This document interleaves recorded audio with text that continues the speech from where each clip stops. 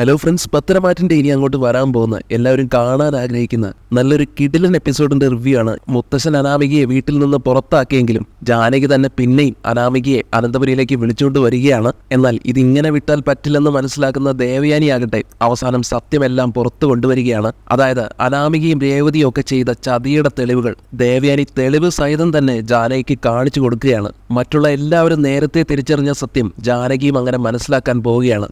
അപ്പോൾ ആ തീ പാറുന്ന വിശേഷങ്ങളൊക്കെയാണ് ഇന്നത്തെ വീഡിയോയിൽ. അതിനു മുമ്പായിട്ട് ഈ വീഡിയോ ലൈക്ക് ചെയ്തിട്ട് കാണാൻ ശ്രമിക്കണേ.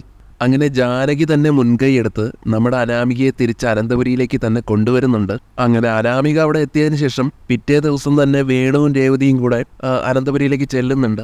മകളെ കാണാൻ വേണ്ടിയാണെന്നുള്ളൊരു പേരും പറഞ്ഞിട്ട്. അങ്ങനെ വേണുവും രേവതി അവിടെ എത്തുമ്പോഴേക്കും ജാനകി ഓടിച്ചെന്ന് അവരെ സ്വീകരിച്ചെങ്കിലും നമ്മുടെ ദേവയാനി അവരെ മൈൻഡ് ചെയ്തില്ല. അതുകൊണ്ട് തന്നെ രേവതി അനാമികയെ തൊട്ടുകൊണ്ട് പറയാണ്, മോളുടെ മുഖത്തെ ഇപ്പൊ നല്ല ക്ഷീണമുണ്ട് ജാനകി, എന്താ എന്റെ മോൾക്ക് ഇവിടെ ഫുഡൊന്നും കൊടുക്കുന്നില്ലേ? നിങ്ങളെല്ലാവരും കൂടി പരസ്പരം പക തീർക്കുന്നത് എന്റെ മോളുടെ മേലാണ്. അപ്പൊ ജാനകി പറയും, അയ്യോ രേവതി, ആരൊക്കെ അനാമിക മോളെ കൈവിട്ടാലും ഞാനുണ്ടല്ലോ, ഞാൻ എൻ്റെ മകളെ ഒരിക്കലും മാറ്റി നിർത്തില്ല. അനാമിക മോളെ എൻ്റെ മരുമകളായിട്ടല്ല, മകളെ പോലെയാണ് ഞാൻ സ്നേഹിക്കുന്നത്. അതുകൊണ്ട് രേവതി അതോർത്ത് വിഷമിക്കണ്ട, അനാമിക മോൾക്ക് ഇഷ്ടമുള്ളതെല്ലാം ഞാൻ ഉണ്ടാക്കി കൊടുക്കുന്നുണ്ട്. ദേവയാനി ഇതെല്ലാം കേട്ടുകൊണ്ട് നിൽപ്പാണല്ലോ. ദേവയാനി പറയുന്നുണ്ട്, അനാമികയ്ക്ക് ഇവിടുത്തെ ഫുഡൊന്നും പിടിക്കുന്നില്ലെങ്കിൽ നിങ്ങൾ അവളെ അങ്ങോട്ട് വിളിച്ചോണ്ട് പോക്കോളാൻ. എന്തിനാ വീണ്ടും കൂട്ടിക്കൊണ്ട് വന്നേ? അച്ഛൻ ഒരു തവണ ഇറക്കി വിട്ടതല്ലേ, എന്നിട്ട് വീണ്ടും നാണമില്ലാതെ വലിഞ്ഞേറി വന്നിരിക്കുന്ന കണ്ടില്ലേ, നാണം കെട്ട ജന്മങ്ങൾ എന്നെല്ലാം പറഞ്ഞ് ദേവയാനി നന്നായിട്ട് ദേഷ്യപ്പെട്ട് നിൽക്കുന്നുണ്ട് അവരുടെ നേരെ. അത് കേൾക്കുന്ന രേവതി ആകട്ടെ സങ്കടമൊക്കെ അഭിനയിച്ചുകൊണ്ട് ജാനകിയോട് പരാതി പറയാണ്.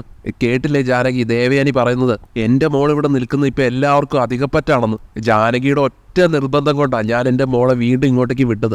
ഇവളെ തനിച്ചു വിടാൻ എനിക്ക് ഒരാഗ്രഹം ഉണ്ടായിരുന്നില്ല. ഇവളെ തനിച്ചു നിർത്തിയിട്ട് ഒരു മനസ്സമാധാനം ഇല്ലാത്തതുകൊണ്ടാണ് ഞങ്ങൾ ഇന്ന് തന്നെ ഇവളെ കാണാൻ വേണ്ടി വന്നത്.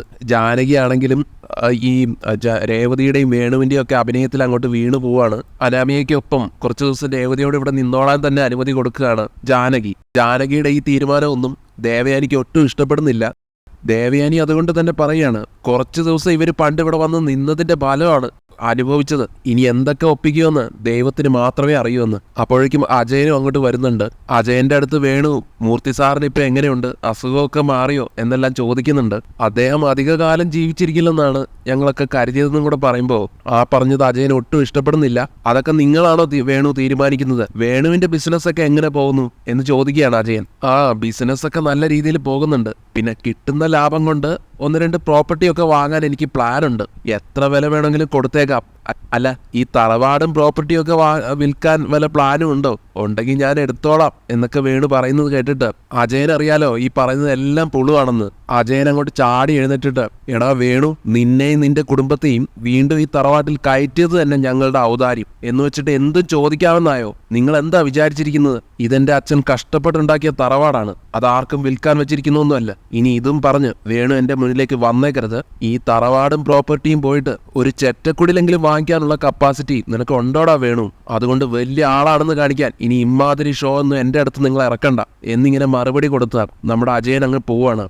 ആകെ ചമ്മിരിക്കുകയാണ് വേണുവും രേവതിയും ഒക്കെ. ഇനി പണക്കാരനാണെന്ന് കാണിക്കാൻ എന്ത് പറഞ്ഞിട്ട് ഒരു കാര്യമില്ല, ആരും ഒന്നും വിശ്വസിക്കാൻ പോകുന്നില്ലല്ലോ എന്ന് പറഞ്ഞ് ആകെ നാണം കെട്ടിയിരിക്കുന്നുണ്ട് വേണുവും രേവതി. ശേഷം ഈ രേവതി ഉണ്ടല്ലോ അനാമികയുടെ അടുത്ത് ചെന്നിട്ട്, മോളെ, ഈ അമ്മ ഇവിടെ വന്ന് നിൽക്കുന്നതേ നിന്നെ കാണാൻ വേണ്ടി മാത്രമല്ല. ആ ജാനകിയുടെ പെട്ടിയിൽ ഒരുപാട് മാലകളും സ്വർണവും ഒക്കെ കാണുമല്ലോ. ആ പെട്ടിയിലുള്ള മാലകളൊക്കെ എടുത്ത് നമുക്ക് ഇവിടുന്ന് പോകാടി, ആരും കാണില്ല. ഇത് വേണുവേട്ടന്റെ ഐഡിയ. ഇത് കേൾക്കുന്ന അനാമികയാകട്ടെ, അയ്യോ അമ്മേ, എനിക്ക് നല്ല പേടിയുണ്ട്. അച്ഛൻ ഇതൊക്കെ അങ്ങോട്ട് വെറുതെ പറഞ്ഞിട്ട് പോയാൽ മതിയല്ലോ. എല്ലാം മോഷ്ടിക്കേണ്ടത് നമ്മളല്ലേ? കഷ്ടകാലത്തിന് ഞാനും അമ്മയും കൂടി അത് മോഷ്ടിക്കുന്നത് എങ്ങാനും ആരെങ്കിലും കണ്ടാ പിന്നെ അത് വലിയ പ്രശ്നമാകും. പണ്ട് മോഷ്ടിച്ചതിന്റെ അനുഭവം അമ്മയ്ക്ക് അറിയാലോ. രേവതി അനാമികയെ ഉപദേശിക്കുന്നുണ്ട്, എന്റെ മോളെ, ഇനി കുറച്ച് ദിവസം മാത്രമേ നിനക്ക് ഈ വീട്ടിൽ പിടിച്ചു നിൽക്കാൻ പറ്റൂ. അതുകൊണ്ടാണ് ഞാൻ പറയുന്നത്, കിട്ടാവുന്നതൊക്കെ അടിച്ചു മാറ്റിക്കൊണ്ട് പോകുന്നത് തന്നെയാണ് നല്ലത്. നീ പേടിക്കണ്ട, നീ എന്റെ കൂടെ ഒന്ന് നിന്ന് തന്നാൽ മാത്രം മതി. മാല മോഷ്ടിക്കുന്ന കാര്യമൊക്കെ ഈ അമ്മ ഏറ്റടി. എന്തായാലും ജാനകിയുടെ മാല മോഷ്ടിക്കുന്നതിന് വേണ്ടിയിട്ട് രേവതിയും ജാനകിയും വേറൊരു പ്ലാൻ ആസൂത്രണം ചെയ്യുകയാണ്.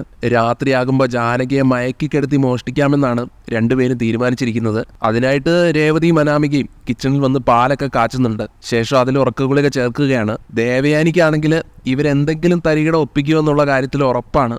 അതുകൊണ്ട് തന്നെ സദാസമയം ഇവരെ വാച്ച് ചെയ്യുന്നുണ്ടായിരുന്നു. അനാമികയും രേവതിയും കൂടിയിട്ട് പാലെല്ലാം കാച്ചി അതിൽ ഉറക്ക ഗുളിക ചേർക്കാൻ തുടങ്ങുമ്പോഴേക്കും നമ്മുടെ ദേവയാനി ജാനകിയും കൂട്ടി അടുക്കളയിലേക്ക് എത്തുകയാണ്. എന്നിട്ട് ചോദിക്കുകയാണ്, അല്ല രേവതി, നിങ്ങൾ എന്തിനാ അടുക്കളയിലേക്ക് കയറിയത്? എന്തെങ്കിലും വേണമെങ്കിൽ എന്നോട് പറഞ്ഞാൽ മതിയല്ലോ, ഞാൻ ഉണ്ടാക്കി തരില്ലേ. എന്താ അനാമിക ഇത്? നീ നിന്റെ അമ്മയെ കൊണ്ട് ജോലി എടുപ്പിച്ചത് ഒട്ടും ശരിയായില്ല കേട്ടോ. എന്തായാലും ദേവയാനിയും ജാനകിയും കൂടെ അങ്ങോട്ടേക്ക് എത്തുമെന്ന് അനാമികയും രേവതി ഒട്ടും പ്രതീക്ഷിച്ചില്ല. അവർക്ക് നല്ല പേടിയായിട്ടുണ്ട്. എങ്കിലും പേടിയെല്ലാം ഒളിപ്പിച്ച അനാമിക പറയും, അത് പിന്നെ വല്യമ്മേ, ഞാൻ അമ്മയോട് ഒരുപാട് പറഞ്ഞതാ, പക്ഷെ അമ്മയ്ക്ക് വെറുതെ കഴിക്കുന്ന ശീലമില്ലല്ലോ, അതാ അടുക്കളയിൽ കയറി പാലൊക്കെ കാച്ചിയത്. കുറച്ച് പാല് ഞങ്ങൾ കുടിച്ചു, ദേ അമ്മയ്ക്കും കൂടെ കരുതിയിട്ടുണ്ടെന്ന് പറഞ്ഞ് ഒരു ഗ്ലാസ് പാല് ജാനകിക്കും കൊടുക്കുകയാണ്. ജാനകിക്കാണെങ്കിൽ അനാമികയുടെ ഈ സ്നേഹം കണ്ട് മനസ്സ് നിറയാണ്. എന്തിനാ മോളെ എനിക്ക് പാലൊക്കെ നീ കാച്ചിയത്? എന്തായാലും കുഴപ്പമില്ല, രേവതിയുടെ നിന്റെയൊക്കെ സന്തോഷത്തിന് വേണ്ടി ഞാനിത് കുടിക്കാം കേട്ടോ. അങ്ങനെ ജാനകി അത് വാങ്ങി കുടിക്കാൻ നിൽക്കുന്നതും നമ്മുടെ ദേവയാനി അതിനെ തടയുകയാണ്. എന്നിട്ട് പറയുന്നുണ്ട്, ജാനകി, നിനക്ക് എത്ര കണ്ടാലും കൊണ്ടാലും മനസ്സിലാവില്ല അല്ലേ?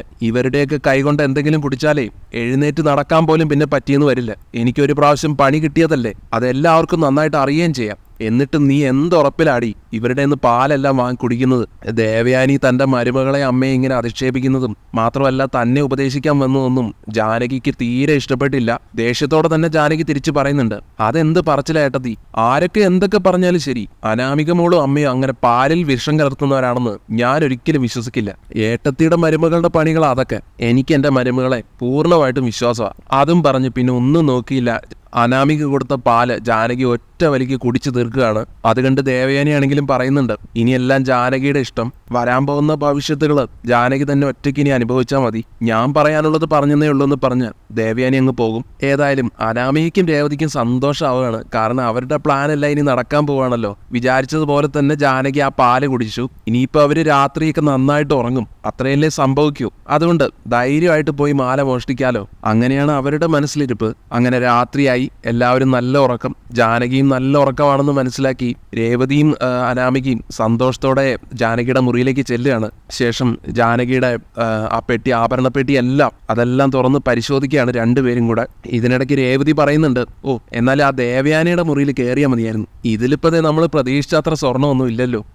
എങ്കിലും കിട്ടുന്നതാവട്ടെ. ഒരു 5-6 പവൻ വില വരുന്ന മാല തന്നെ നമുക്ക് എടുക്കാം മോളെ ഇതിൽ നിന്ന്. അല്ലെങ്കിൽ പിന്നെ വേണുവേട്ടന്റെ വായിലിരിക്കുന്നത് നമ്മൾ കേൾക്കേണ്ടി വരും. മാത്രമല്ല നമുക്ക് അടുത്ത ദിവസം ആ മൂർത്തിയുടെയും നയനയുടെയും ഒക്കെ മുറിയിൽ കയറാലോ എന്നെല്ലാം പറഞ്ഞ് രേവതിയും അനാമികയും കൂടി അതിൽ നിന്ന് മാക്സിമം സ്വർണ്ണാഭരണങ്ങളെല്ലാം എടുത്ത് അടിച്ചു മാറ്റുകയാണ്. എന്നാൽ ഇവരെ ഇങ്ങനെ എന്തെങ്കിലും കാണിക്കുമെന്ന് ഉറപ്പുണ്ടായിരുന്ന ദേവയാനി ഉറങ്ങാതെ ഇവരെ ഫോളോ ചെയ്യുന്നുണ്ടായിരുന്നു. അനാമികയും രേവതിയും കൂടെ സ്വർണ്ണം അടിച്ചു മാറ്റുന്നതെല്ലാം കണ്ടുകൊണ്ട് നിൽപ്പാണ് ദേവയാനി മുറുക്കി പുറത്തു വന്ന് നിൽക്കുന്നത് ജാനകി അനാമികയോട്ട് ശ്രദ്ധിക്കുന്നുമില്ല. ദേവയാനി അതേസമയം മനസ്സിൽ വിചാരിക്കുകയാണ്, അപ്പൊ ഇതിനു വേണ്ടിയാണ് രേവതി എന്ന് പറയുന്നവൾ ഈ തറവാട്ടിൽ കയറി കൂടിയത്. അനാമികയെ ഇവിടുന്ന് എന്നേക്കുമായി അടിച്ചു പുറത്താക്കുന്നതിന് മുമ്പ് ഈ വീട്ടിലെ സ്വർണ്ണം എല്ലാം മോഷ്ടിച്ചുകൊണ്ട് പോകാനായിരിക്കും ഇവളുടെ പ്ലാൻ. എന്നാലും എന്റെ ജാനകി, നിനക്ക് ഇങ്ങനെ ഒരു അബദ്ധം പറ്റിയല്ലോ. നീ എപ്പോഴും പറയാറുണ്ട് നിന്റെ മരുമകള് തങ്കമാണ്, പൊന്നാണ് എന്നൊക്കെ. എന്നാ അവര് തങ്കമല്ല, തങ്കം മോഷ്ടിക്കുന്ന കള്ളികളാണ്. അത് ഞാൻ നിനക്ക് കാണിച്ചു തരുന്നുണ്ട്. പക്ഷേ ഇപ്പം എനിക്കത് നിന്നോട് പറയാൻ പറ്റില്ലല്ലോ, നീ നല്ല ഉറക്കത്തിലല്ലേ. അങ്ങനെയെല്ലാം മനസ്സിൽ വിചാരിച്ചുകൊണ്ട് ദേവയാനി എന്ത് ചെയ്തു എന്ന് വെച്ചാൽ നയനയുടെ ആദർശിന്റെയും മുറിയിലേക്ക് പോവാണ്. ശേഷം സംഭവിച്ചതെല്ലാം അവർക്ക് പറഞ്ഞു കൊടുക്കുന്നുണ്ട്. എന്നാലും കള്ളന്മാരുടെ കുടുംബത്തിൽ നിന്നാണല്ലോ അനി പെണ്ണ് കെട്ടിയിരിക്കുന്നത്. ഇത്രയും നാളും അവളിമാർ ഇങ്ങനെയാണെന്ന് ഞാൻ പറഞ്ഞു കേട്ടതേ ഉള്ളൂ. ഇന്ന് എനിക്ക് എന്റെ കണ്ണുകൊണ്ട് കാണാൻ സാധിച്ചു. എന്നാൽ ഇതൊന്നും ആ മണ്ടി ജാനകിക്ക് മനസ്സിലാവുന്നില്ലല്ലോടാ. അനാമികയെ പൂർണ്ണമായും ഒഴിവാക്കുന്നതിന് പകരം അവളെ വീട്ടിലേക്ക് വീണ്ടും പിടിച്ചുകൊണ്ട് വന്നിരിക്കുന്നു. ഇപ്പൊ എന്ത് സംഭവിച്ചു? അവളുടെ 5-6 പവന്റെ മാലയാണ് അനാമിക അവളുടെ അമ്മയെന്ന് പറയുന്നവളും കൂടെ മോഷ്ടിച്ചിരിക്കുന്നത്. നാളെ അവളുമാര് രണ്ടും കൂടെ എന്റെ മോളുടെയൊക്കെ മുറിയിൽ കയറില്ലെന്ന് എന്ത് ഉറപ്പാവുള്ളത്? എന്തായാലും ഇങ്ങനെ ഒരു കള്ളികളെ ഞാൻ ഇതുവരെ കണ്ടിട്ടില്ല എന്റെ ജീവിതത്തിൽ. ഇനി അവളെ നമ്മുടെ അനിക്ക് വേണ്ടട ആദർശേ. സംഭവങ്ങളൊക്കെ അറിയുമ്പോഴത്തേക്കും ആദർശം നയനയൊക്കെ ആണെങ്കിലും ആകെ ഷോക്ക് ആവുന്നുണ്ട്. അതേസമയം ആദർശ് ചോദിക്കുന്നുണ്ട്, നമുക്ക് എന്ത് ചെയ്യാൻ പറ്റുമെന്ന്. മുത്തശ്ശൻ അവരെ ഇറക്കി വിട്ടതല്ലേ, പക്ഷെ അനിയുടെ അമ്മ അവളെ വീണ്ടും ഇങ്ങോട്ട് കൂട്ടിക്കൊണ്ട് വന്നു. അതിലിപ്പം നമുക്കിനി എന്താ ചെയ്യാൻ പറ്റുക? ആ കുടുംബത്തിന്റെ പിടിയിൽ നിന്ന് ഇനി അനന്തപുരിക്കാർക്ക് രക്ഷപ്പെടാൻ പറ്റില്ലെന്ന് തന്നെ സങ്കടത്തോടെ പറയുകയാണ് ആദർശ്. എന്നാൽ ദേവയാനിക്ക് അത് കേട്ട് ദേഷ്യം വരും. ആ കുടുംബത്തിൽ നിന്ന് രക്ഷപ്പെടാൻ വേറെ മാർഗമൊന്നുമില്ലെന്ന് നീ മാത്രം അങ്ങ് തീരുമാനിച്ചോ. ഇഷ്ടമില്ലാത്ത ഭാര്യയാണെങ്കിൽ അനി അതിൽ നിന്ന് ഒഴിഞ്ഞു പോകട്ടെ, അതിന് നമ്മൾ എന്ത് സപ്പോർട്ട് വേണമെങ്കിലും കൊടുക്കണം, അതാണ് ചെയ്യേണ്ടത്. എന്താ മോളെ, ഞാൻ ശരിയല്ലേ പറഞ്ഞതെന്ന് നയനയോട് ചോദിക്കുമ്പോൾ നയനയും അത് സമ്മതിക്കുന്നുണ്ട്. അതേ അമ്മേ, ഇനി നമ്മളെല്ലാവരും മുന്നിട്ടിറങ്ങിയാലേ അനാമികയെ ഈ കുടുംബത്തിൽ നിന്ന് പുറത്തു ചാടിക്കാൻ പറ്റൂ. അതിനെന്താ വേണ്ടെന്ന് ചെയ്യാൻ എനിക്ക് നന്നായിട്ട് അറിയാമെന്ന് എന്തോ മനസ്സിൽ കണ്ട് ദേവയാനിയും പറയുന്നുണ്ട്. അങ്ങനെ അടുത്ത ദിവസം രാവിലെ തന്നെ മോഷ്ടിച്ച മാലകളെല്ലാം സാരിയിൽ തിരികെ സ്ഥലം വിടാൻ ഒരുങ്ങുവാണ് രേവതി. അല്ല രേവതി, എന്താ രാവിലെ തന്നെ പോകുന്നത്? ഒരാഴ്ച ഇവിടെ നിൽക്കാൻ വന്നതല്ലേ, എന്തു പറ്റി? ഏട്ടത്തി വല്ലതും മോശമായിട്ട് പറഞ്ഞോ എന്നെല്ലാം ജാനകി ചോദിക്കുമ്പോൾ രേവതി ഓരോ കള്ളങ്ങൾ തട്ടിവിടുകയാണ്. അത് പിന്നെ ജാനകി വേണുവേട്ടം വിളിച്ചിട്ടുണ്ടായിരുന്നു, അദ്ദേഹത്തിന് തീരെ സുഖമില്ലെന്ന്, വല്ലതും വച്ചുണ്ടാക്കി കൊടുക്കാൻ ഞാൻ തന്നെ അവിടെ വേണ്ടേ, ഞാൻ പോയിട്ടേ പിന്നെ ഒരു ദിവസം വരാം. അങ്ങനെയെല്ലാം പറഞ്ഞ് രേവതി മുങ്ങാൻ തുടങ്ങുന്നതും നമ്മുടെ ദേവയാനി മുന്നിൽ കയറി വന്ന് രേവതി അങ്ങ് തടഞ്ഞു നിർത്തുകയാണ്. എന്നിട്ട് പറയാണ്, രേവതി പോകുന്നതൊക്കെ കൊള്ളാം, എന്തെങ്കിലും ഇവിടുന്ന് എടുത്തിട്ടുണ്ടെങ്കിലേ അത് അവിടെ തിരിച്ചു വെച്ചിട്ട് പോയാൽ മതി. അല്ല, എന്താ സാരിയിൽ ഒളിപ്പിച്ചിരിക്കുന്നത്? എന്തായാലും ഇതങ്ങോട്ട് കേൾക്കുമ്പോഴത്തേക്കും രേവതി എന്ത് ചെയ്യണമെന്നറിയാതെ ആകെ സ്റ്റക്കായി നിൽക്കുകയാണ്. അനാമികയാണെങ്കിൽ രേവതിയെ രക്ഷിക്കാൻ വേണ്ടിയിട്ട് വന്നിട്ട് പറയാണ്, ഇവര് പറഞ്ഞതൊക്കെ കേട്ടല്ലോ അമ്മേ, ഇതൊക്കെ കേട്ട അമ്മ മിണ്ടാതിരിക്കുകയാണോ? എന്റെ അമ്മ ഈ വീട്ടിൽ നിന്ന് എന്തോ മോഷ്ടിച്ചെന്നല്ലേ ഇവർ ഈ പറഞ്ഞതിന്റെ അർത്ഥം? അങ്ങനെ തരംതാണ പണിയൊന്നും ഞാനും എന്റെ അമ്മയും ചെയ്യാറില്ല. അന്തസ്സായി ജീവിക്കുന്നവരാണ് എന്റെ കുടുംബം. പിന്നെ സാരിയിൽ തിരികെയിരിക്കുന്നത് കുറച്ച് പലഹാരങ്ങളാണ്.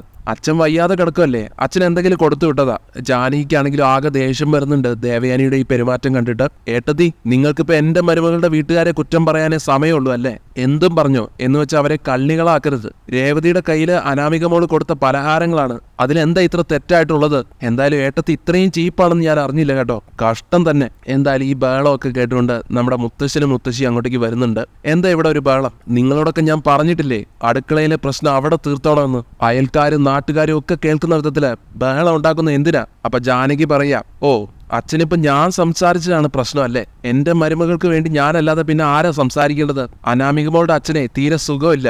രേവതി പോകുമ്പോ അനാമികമോൾക്ക് കുറച്ച് പലഹാരപ്പൊതി കൊടുത്തു വിട്ടു, അതിനാ ഇവരെ കള്ളികളാക്കിയത്. ജാനകി ഇങ്ങനെ കുറ്റം മുഴുവൻ ദേവയാനിയുടെ തലയിലിടുമ്പോ മുത്തശ്ശനാണെങ്കിലും ദേവയാനിയോട് ദേഷ്യപ്പെടുന്നുണ്ട്. പറയുന്നുണ്ട്, എന്താ ദേവയാനി ഇത്? അനാമികമോള് ചെയ്തതെല്ലാം ഞങ്ങളെല്ലാവരും മറന്നു കഴിഞ്ഞു. വീട്ടിൽ വന്ന അതിഥികളെ വേദനിപ്പിക്കുന്ന ഒട്ടും ശരിയല്ല. എന്നാൽ ദേവയാനി എന്തെങ്കിലും പറഞ്ഞിട്ടുണ്ടെങ്കിൽ അതിൽ എന്തെങ്കിലും കാര്യം ഉണ്ടാവും. വസുന്ധരെ, നീ പോയി ചോദിക്കേ. ജാനകി ആണെങ്കിൽ പിന്നെയും ഓരോ കുറ്റങ്ങൾ പറഞ്ഞുകൊണ്ടിരിക്കുകയാണ് ദേവയാനിയെ പറ്റിയൊക്കെ. അല്ലെങ്കിലും ഏട്ടത്തിക്ക് ഇപ്പൊ കുറച്ച് ദിവസങ്ങളായിട്ട് വീട്ടിൽ അനാവശ്യമായിട്ട് പ്രശ്നങ്ങൾ ഉണ്ടാക്കണമെന്നേ ഉള്ളൂ. രേവതി അനാമികയും ഒക്കെ പലഹാരങ്ങൾ കൊണ്ടുപോയെങ്കിൽ അതിന് ഏട്ടത്തിക്ക് എന്താ കുഴപ്പം? ഇത് തറവാട്ടിലേതല്ലേ?